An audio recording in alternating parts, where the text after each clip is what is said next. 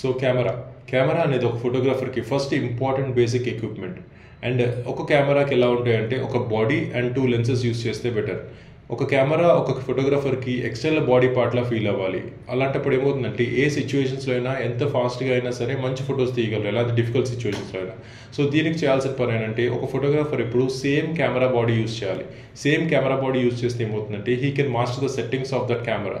So ఇలాంటి సిచ్యువేషన్స్లో అయితే ఏమవుతుందంటే వాళ్ళకి కావాల్సిన స్టైల్లో సెట్టింగ్స్ అన్ని పెట్టుండడం వల్ల తక్కువ టైంలో మంచి ఫొటోస్ తీయచ్చు. డిఫరెంట్ సిచ్యువేషన్స్లో కూడా దాని కెమెరాని వాళ్ళు చెప్పినట్టు వింటుంది.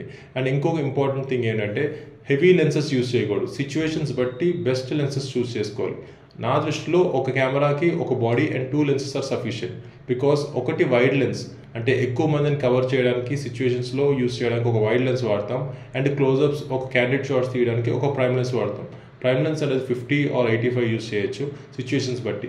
సో ఆల్వేస్ ఏ ఫోటోగ్రాఫర్ ఏం చేయాలంటే ఆ సిచ్యువేషన్ తగ్గ ఎక్విప్మెంట్ కొనుక్కొని అండ్ సిచ్యువేషన్ తగ్గ లెన్సెస్ వాడాలి.